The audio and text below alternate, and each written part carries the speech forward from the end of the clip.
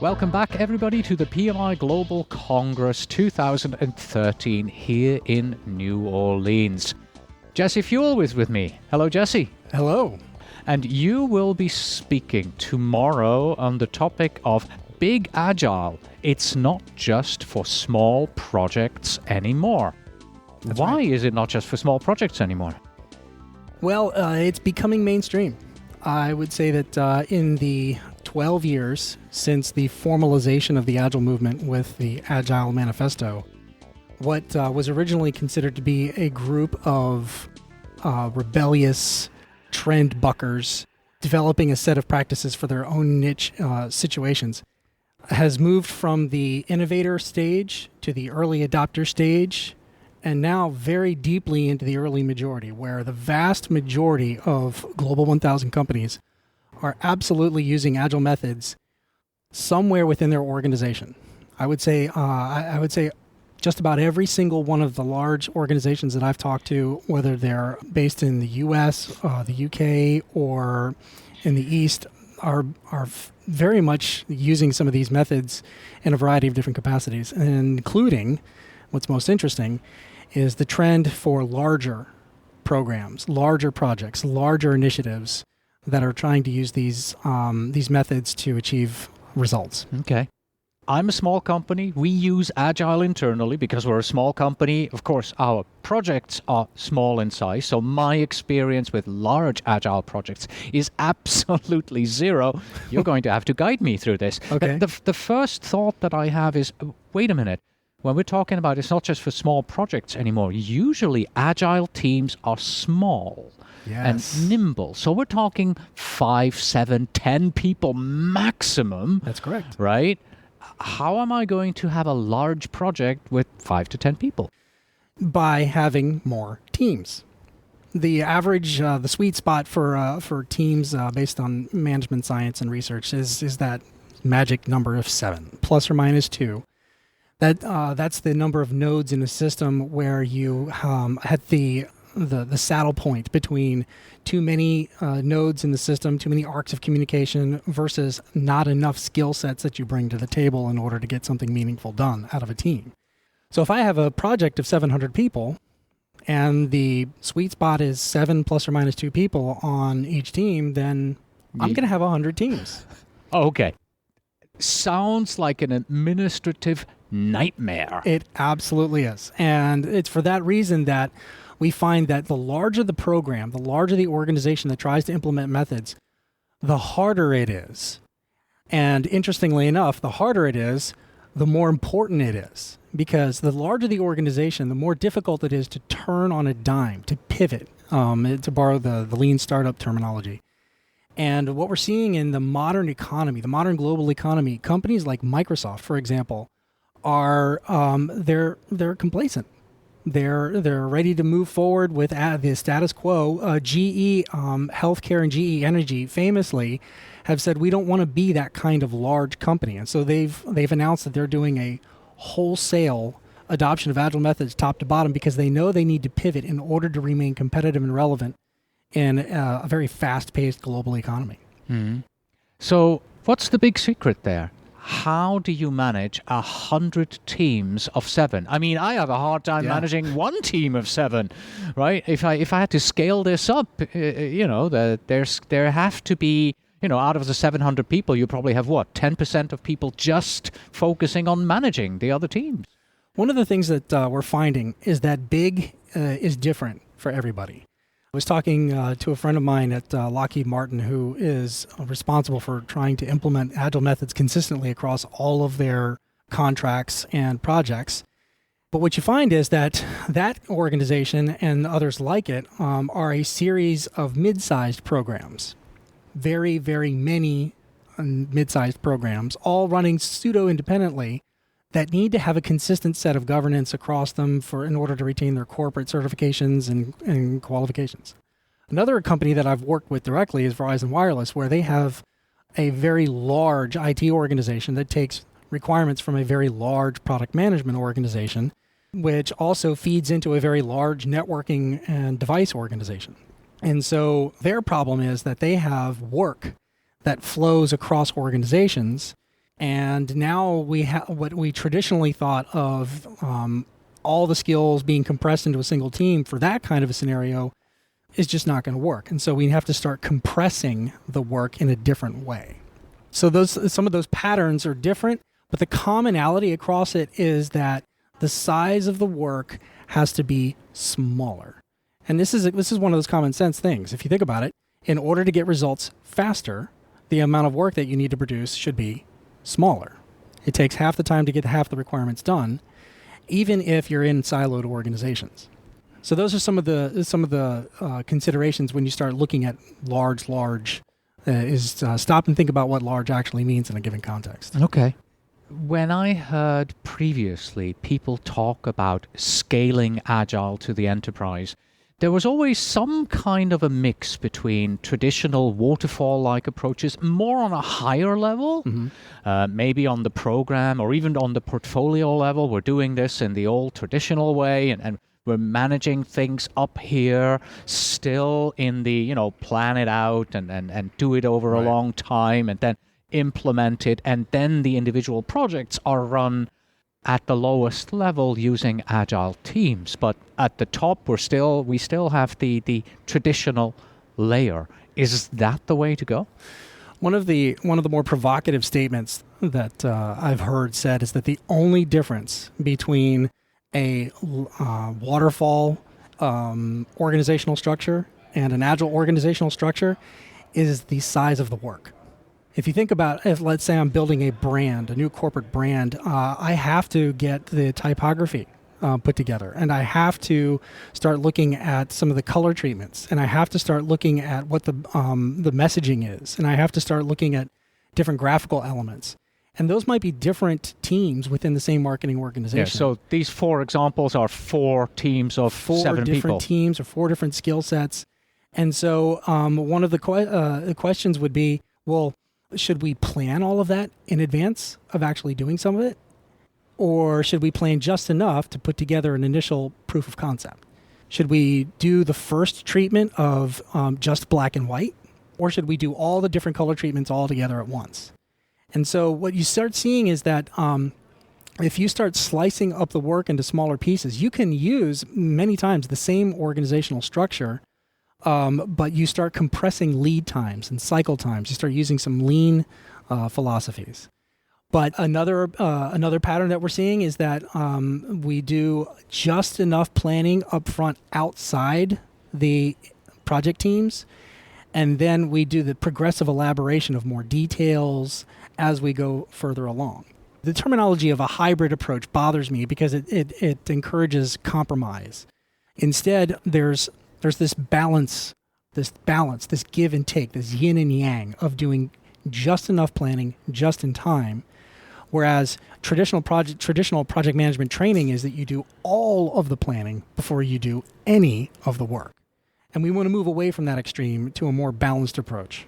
Okay. So yes, we do have strategic planning at the top, but the strategic planning is not beyond the horizon down to the next continent that we can't even see. Right. It's not even to the horizon, it's to half the distance to the horizon. This is how far we can see. This is how much we're planning out strategically. Now we're moving forward. Right. Billion-dollar organizations that we worked with, the question we ask them is, how often do you need to change your mind? And how dramatically do you need to change your mind? And particularly in publicly traded organizations, the answer is quarterly. I need to be able to forecast out to the market what we're going to do each and every quarter. Mm-hmm. And I think that's a much better planning horizon than trying to predict 18 months in advance everything that we're going to develop and build and deliver. So we get a lot of backlash from the Agile community saying it's completely irresponsible to plan an entire 3 months worth of work when you might need to pivot more frequently. Some organizations don't need to pivot more frequently than every 3 months. That can be pretty dynamic and adaptive. There's one organization I'm working with right now, a medical device company, that has the need to deliver and adapt on a quarterly basis for its North American customers, but they're venturing into European market now, and they're learning so much so quickly that they're having to pivot monthly. And so there's this disconnect between the different cadences that are needed, and that's one of the challenges that we're working is how do we build a delivery cycle for some requirements and features for their product for one market and some requirements and features for another market. So understanding how often do you need to change your mind and how dramatically do you need to change your mind, that drives your planning horizon. Okay. Let's come back to your initial example with the 700 people and, our final number of about 100 teams. Each team usually meets, 5 times a week for the daily stand-up in the morning. That's okay. We were talking 100 meetings. Now, how do you coordinate between those 100 meetings? Make sure that everybody is on the page. Yeah, I don't. You do that in a tiered fashion. Okay. I don't think it's reasonable to ask. So scrum of scrums. Yes. To use one analogy, that's one pattern that's been used. But I find that the scrum of scrums, where you have the stand-up of stand-ups, where representatives of each layer go to another one, that, as you said, it doesn't scale because, after about 3 or 4 hours of stand-up meetings, what's really getting done? Yeah. So in a tiered fashion, you find that 100-person teams get decomposed into projects that are less than 100 teams.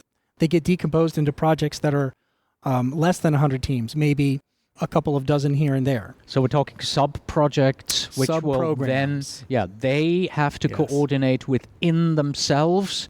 So you have a smaller number of teams. Yeah. And yes, you still have to coordinate between the projects, but that seems easier at the top of these sub-projects. Right, because if you think about it, an organization and often it's built of many different outputs. And in a portfolio, I've got many different programs and projects that are somewhat loosely related together.